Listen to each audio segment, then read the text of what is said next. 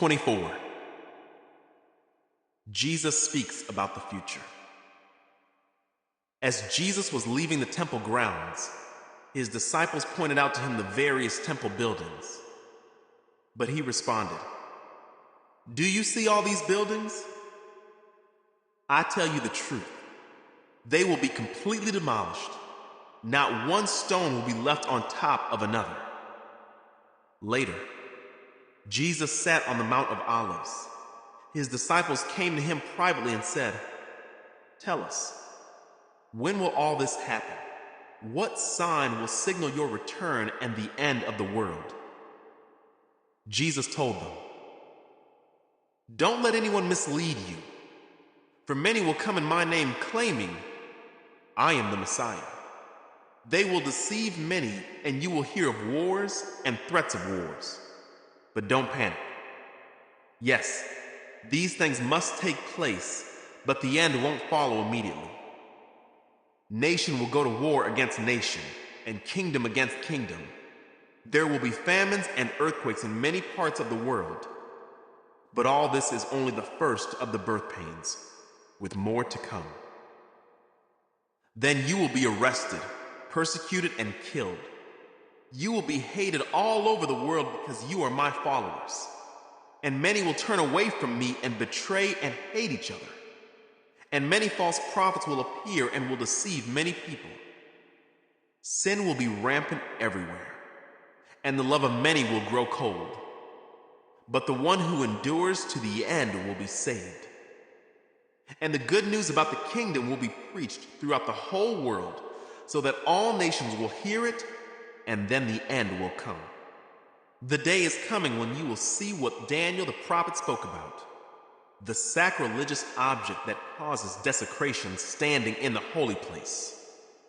Reader, pay attention. Then those in Judea must flee to the hills. A person out on the deck of a roof must not go down into the house to pack.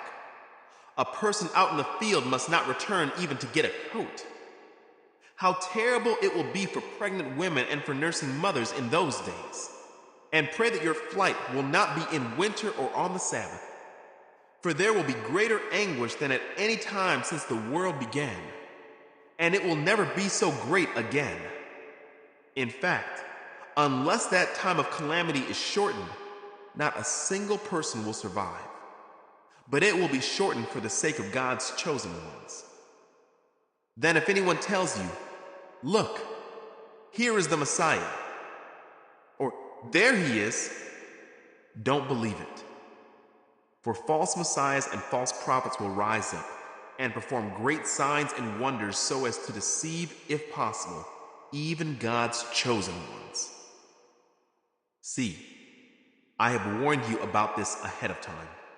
So if someone tells you, 'Look, the Messiah is out in the desert,' don't bother to go and look. Or, 'Look, he is hiding here.' Don't believe it. For as the lightning flashes in the east and shines to the west, so it will be when the Son of Man comes. Just as the gathering of vultures shows there is a carcass nearby, so these signs indicate that the end is near. Immediately after the anguish of those days, the sun will be darkened, the moon will give no light, the stars will fall from the sky, and the powers in the heavens will be shaken. And then at last, the sign that the Son of Man is coming will appear in the heavens, and there will be deep mourning among all the peoples of the earth. And they will see the Son of Man coming on the clouds of heaven with power and great glory. And he will send out his angels with the mighty blast of a trumpet, and they will gather his chosen ones from all over the world, from the farthest ends of the earth and heaven. Now learn a lesson from the fig tree. When its branches bud and its leaves begin to sprout, you know that summer is near. In the same way, when you see all these things, you can know his return is very near, right at the door. I tell you the truth, this generation will not pass from the scene until all these things take place. Heaven and earth will disappear, but my words will never disappear. However, no one knows the day or hour when these things will happen, not even the angels in heaven or the Son himself. Only the Father knows.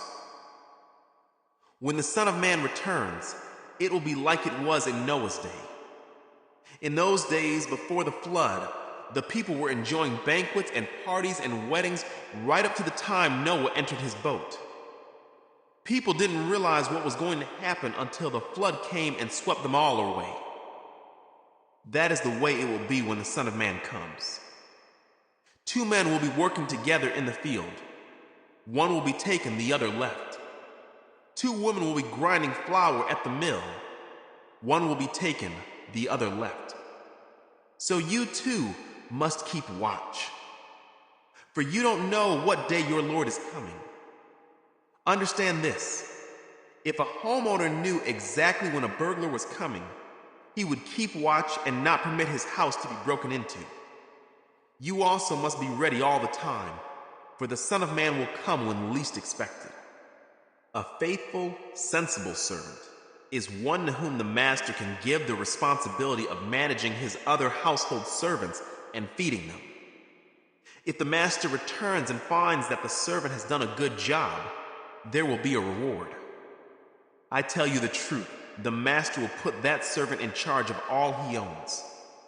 But what if the servant is evil and thinks, my master won't be back for a while, and he begins beating the other servants, partying and getting drunk? The master will return unannounced and unexpected, and he will cut the servant to pieces and assign him a place with the hypocrites. In that place, there will be weeping and gnashing of teeth.